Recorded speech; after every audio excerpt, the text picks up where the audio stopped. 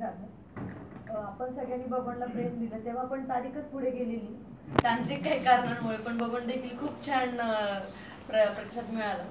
तर आता सुद्धा मुसंडी घेऊन आम्ही सगळे आलोय आणि सगळ्यांचं एक वेगवेगळं बॅकग्राऊंड आहे. त्या दोघांचं सैराटचं बॅकग्राऊंड आहे, माझं बबनचं, ह्याचं मजनूचं आणि बड्या भावा या गाण्याचं बॅकग्राऊंड आहे. असे बाकीच्या सगळ्यांचं असं वेगवेगळं बॅकग्राऊंड आहे, पण आम्ही सगळ्यांनी मिळून ही मुसंडी बनवली, कारण की मुसंडी मारायची 9 जूनला. तर सगळ्यांनी प्लीज प्लीज प्लीज हा चित्रपट पहा. आणि या चित्रपटामध्ये माझं कॅरेक्टर राधा नावाचं आहे.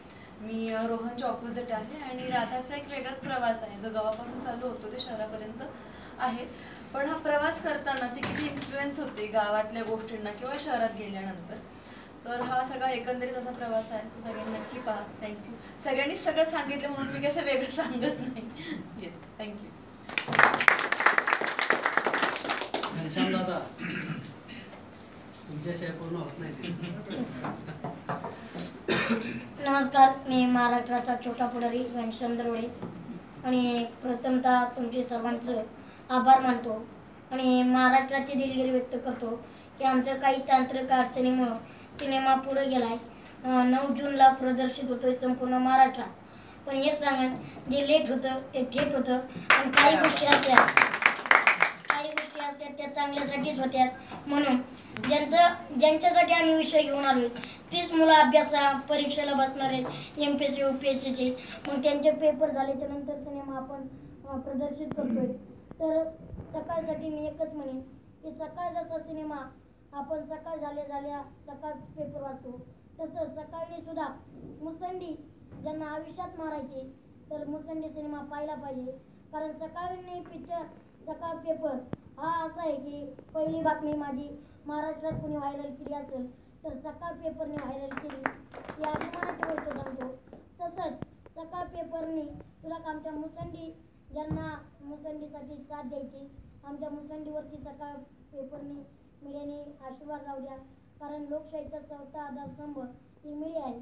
आम्हाला सगळ्या गावापर्यंत पोहोचवता येणार नाही, पण सकाळ किंवा आणखी न्यूज मीडिया जर तुम्ही पोहोचवले तर आमचा संदेश नक्कीच त्यांच्यापर्यंत जाईल. आणि चांगलं प्रत्येक कलाकारांनी आपलं चांगलं काम करण्याचा प्रयत्न केलेला आहे. माझं सुद्धा एक वेगळं कॅरेक्टर आहे. आज मला अभिमानाची गोष्ट सांगावीशी वाटते की आजपर्यंत मला अभिनेता म्हणून ओळखत होते, पण 9 जूनच्या नंतर अभिनेता म्हणून ओळख होईल. आणि माझं नवीन मी काम करताना पण शिवाजी सरांमुळं, आबांमुळं, आबा त्यांचं खरं नाव गोवर्धन घोटाळे, पण महाराष्ट्रात त्यांना आबा म्हणून ओळखतात. कारण त्यांचं काम आणि त्यांचा संघर्ष आजच्या महाराष्ट्राला माहिती आहे. आणि सकाळी खरं आमची तारीख बदलायला सुद्धा भाग पाडलं. म्हणजे सकाळमध्ये सुद्धा किती ताकद आहे. म्हणूनच आम्ही आजपर्यंत सगळेजण आपापल्या सोयीनुसार तारखा बदली द्यात, पण आम्ही तुमच्या ऑफिसमध्ये येऊन आमची तारीख बदलली. तर तुमचं आणि या आबांमुळे मला सगळ्यांमुळं संधी भेटली. माझं काम जनतेला आवाहन करतो की तुम्हाला आवडेल अशी अपेक्षा व्यक्त करतो. कारण आज माझ्यासारख्या राज्यात ज्यांची उंची कमी आहे, कॅरेक्टरबद्दल सांगतो की ज्यांना समाजात वावरताना कसा त्रास होतो, काय होतो, समाजाचे काय अपेक्षा असतात, आईवडील त्यांना म्हणजे आईवडिलांचे काय स्वप्न असतात, जन्माला येताना आपण कसं येऊ हे माहीत नाही, कसं असू हे माहीत नाही ना, पण स्वप्न साकार करायचे हे मात्र आपल्या हातात असतं. मग आम्हाला किती जरी अडचणी आल्या तरी उभं कसं राहायचं, अपयश ही यशाची पहिली पायरी मानली जाते. हे सगळं आपण या सिनेमामध्ये मांडलेलं आहे. आणि सगळ्यात महत्त्वाचं सगळ्यांना सांगतो की जे 5 वर्षापूर्वी मी स्वप्न बघितलं होतं, प्रत्येक मीडियाला ज्यांना म्हणायचो मला कलेक्टर व्हायचं आहे, मला कलेक्टर व्हायचं आहे, तर ते एक फॉर्म्युला असणार आहे. 9 जूनच्या नंतर तुम्हाला कळेलच मी कलेक्टर झालोय का नाही, का दुसऱ्या कुठल्या उद्योगाला लागलोय सगळ्यांना कळणार आहे. कारण जर सगळं सांगत बसलो तर तुम्ही म्हणतात इथं सारा पिक्चर पाहिलेला आहे, कशाला जायची 9 जूनला थिएटरला.